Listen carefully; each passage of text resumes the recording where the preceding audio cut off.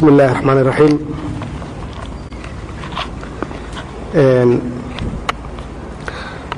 بني آدمكو مرحلة كلا دوان يمرا تاريخنا ومد waxay bartaa in aysan mar dambe khaldamin oo ay ka faa'iideysto dhibaatooyinkii hore sidee u dhaceen inay wax ka bartaan kadibna khaladkii shalay dhacay aysan dib ugu noqon taariikhda la barto marka waxaa jiray waxa la yiraahdo the sick man of Asia iyo the sick man of Europe iyo the sick man of Africa oo 25 sano ugu dambeysay maxaan ku raahdaa lagu daray the sick man of Asia waa China Europe-na waa Poland annaga nagu dareen marka 27 sano ugu dambeysay hadaan maqashaan the sick man of Africa waa Soomaaliya labadaas hore hadda iyaga ugu horeeya adduunka dhaqaalo iyo dhinac walba iyaga ugu horeeya oo de marxaati baad ka tihiin China hadda adduunka meesha ka jirto Polandna wadamada Yurub ugu horeeya ka mid tahay macnaheedu waxay tahay annaga marka sababtaan u burburnay wixii nagu dhaceen Sheekh Ali Wajiis intuu sheegay weeye waxaan ka tagnay wixii Ilaahay na faray yaan ka tagnay caadiyan markuu qofku xanuunsado khasbiyan waxa lagu akhriyaa quraanka waxa weeye inaan horta quraan isku akhrino oo aan Ilaahay barino aan Ilaahay u noqono dalka ma xanuunsana dadka xanuunsan waxaan wax ka baranay wixii la soo maray iyo dhibkii iyo sida wax u dhaceen waana inta uu sheegay sheekhu wadan burburay wuxuu ka burburay amaano xumo iyo musuqmaasuq wuxuu ka burburay cadaalad darro iyo wuxuu ka burburay dadka masaakiinta ah oo la dhibaateeyo aan loo naxariisan ilaahina waa ka jaaysinaya dhibkaas iyo naxariis darradaas dadka masaakiinta loo geysanayo aniguna waa ka hadlaa mar walbaba saddexda arrimood oo aniga ii muhiimsan aan ogahay inaan uga bixi karno the sick man of Africa waxay tahay mas'uuliyiintu ay ka bilaabato amaanada ilaah baa irsaaqad bixiya shalay waa nooleed intaan darajahayn marka darajo laga qaadan waa noolaanaysaa laakiin ummadda amaanadooda in loo hayo oo sida ay tahay loogu maamulo oo musuqmaasuqa la iska fogeeyo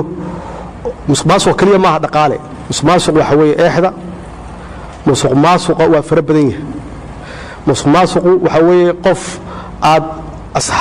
u fashay xaqdaraad u samaysay way marka annagu dawladdan hadda jirta oo da'deedu tahay 2 bilood iyo 14 casho waxaa naga go'an ummadan amaanadu inaan u hayno oo runtii adduunka lagu tilmaamay inaan nahay dad aad u xun inaan nahay inaan tusno adduunka dad fiican inaan nahay dadkeena aan tusno dawladdu khasbiyan ninkii yimaada inuu nin xun noqon karin fiican dad fiican ay jiri karaan laakiin shacabka naftooda waxa laga rabaa amaanadaas naloo dhiibayo inay qayb ka qaataan mar walba waa sheegaa waxa anagu aan maamulayno cirka kama yimaadaan shacabkii ka timaadaa iyo ganacsatada intaas aan helnaa dadka u qaybinaa wixii adeeg ah iyo wixii shaqaale ah oo mushaar lagu siinayo mushaarkaasna waxa ka mid ah amniga hadda aan ku fadhino meeshan oo qolada horarka ah ay runtii sugayaan inaan maxaan ku raahdaa amaanadaas amnigaas aan waxba laga qaban ama aan mushaar la siin askartu iska tagaan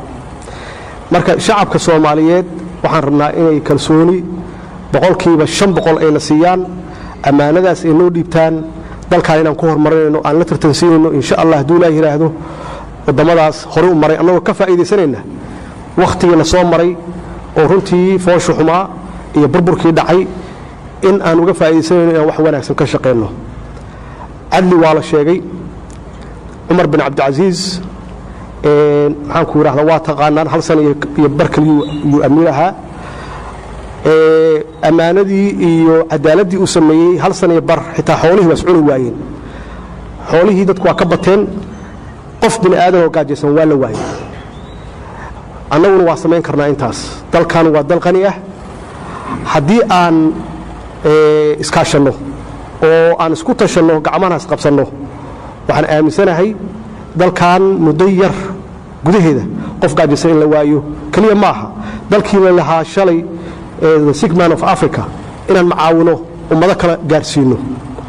kartideeda waa leenahay oo Soomaali baan nahay waana la yaqaanaa aqligeeda waa leenahay aqoonteedana waa leenahay oo runtii intaas oo boqolaal ah oo Soomaali ah yaa aqoontii loo baahnaa dalkan la imaan karta ama haddaba halkan ay joogaan laakiin muhiimku wuxuu yahay in maamulku uu wanaagsan yahay tan ugu muhiimsan dadka fuqarada ah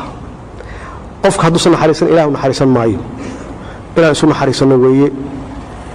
inaan gacan isisiino weeye waliba hadda waqtigan abaaraha lagu jiro oo dhibka xun u taagan yahay oo dad badan la'aanayaan ama cudur ha u dhintaan ama gaajo ha u dhintaan inaan iska naxno oo aan iscaawino gacan isisiino khasbiyan marka waxa weeye ilaahay waana naxariisanaya marka laakiin adigu haddaadan kan liita u naxariisan ilaahay ku naxariisan maayo haddaan iskaashanno hadalka horaan dib ugu soo noqdo oo aadna aamintaan oo dawladdiina aad aamintaan annaguna sidaan ballan qaadnay aan u fulino waan u fulin doonaa insha Allah hadduu ilaahay yiraahdo dalkan fakhriga waa ka bixi cadaalad darrada wuu ka bixi insha Allah hadduu ilaahay yiraahdo laakiin waxa ka horeeya wax walbaba laba forsa jirta forso 16 sano hadda dawladda ay soo jirtay oo dadkii naga horeeyay ay wax ku soo kordhiyeen xilligii ay joogeen wax qabadkoodii intaas ay soo joogeen farqaha la haystay laba forsa jirta forso u istaagtay dalkan inuu istaagin ama ha u shaqeeyaan qowda shisheeye ama iyaga danahoodii ha ka dhex waayaan dawladda forso waxaa jirta dalkan inuu istaagin u dhimanaysa oo active ah oo aan seexanaynin ama media ha isticmaalaan ama fadhi ku dirriyada ha isticmaalaan ama dawladda dhexdeeda ha ku jiraan dad waxaa jira u istaagay Soomaaliya inaysan jirin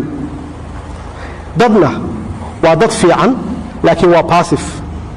waxay dhageystaan sida kan active ka oo kaarta qaba uu maalin walba u sheegayo waxa laga yaabaa marka dambe inuu de iska raaco meeshii loo badnaa fursada fiican marka inaan xoojino marka oo doonaysa dalkan inuu istaago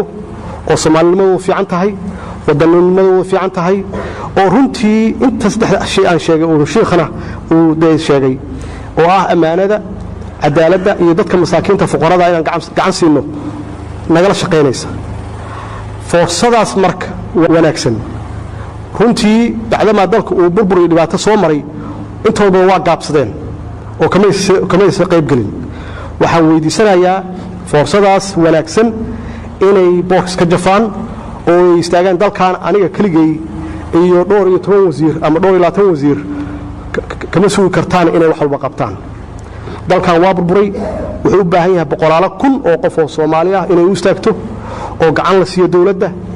oo 4 sano la sabro ilaa 16 sano iyo 10 sano ka horeeyay yaa soo jiitameen 4 sano in la sabro oo qofkii dan shakhsi ka shaqeynayay oo dantiisa shakhsiga meel iska dhigo 4 sano kaliya nala fiiriyo marka annagu haddaan xumaanno qof Soomaali oo fiicnaan doona ma jiro maxaa yeelay annagu ka faa'iideysan taariikhdan sheegay annagu ka faa'iideysan Soomaali inuu dadku dad fiican yihiin annagu ka faa'iideysan Soomaalidu inta badan inay aamineen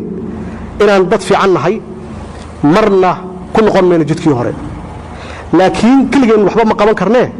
waxaan u baahannahay shacabka Soomaaliyeed cid walbaba waa u baahannahay inay gacan siiyaan siyaasiyiintan u baahannahay gacan siiyaan xildhibaanadan rabnaa inay gacan siiyaan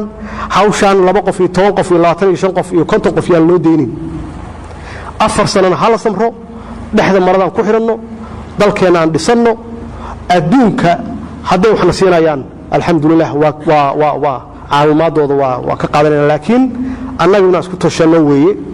dal dadkiisa dhista dibadda loogama yimaado looma dhiso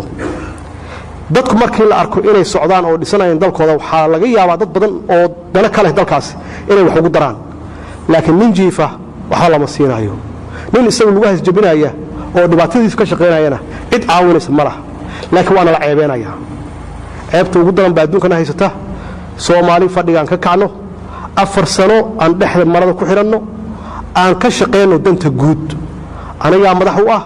anigu waxa iga filaysan inaan kow ka noqdo danta guud oo aan dan shakhsi ka shaqeynin wassalaamu calaykum wa rahmatullaahi wa barakaatuh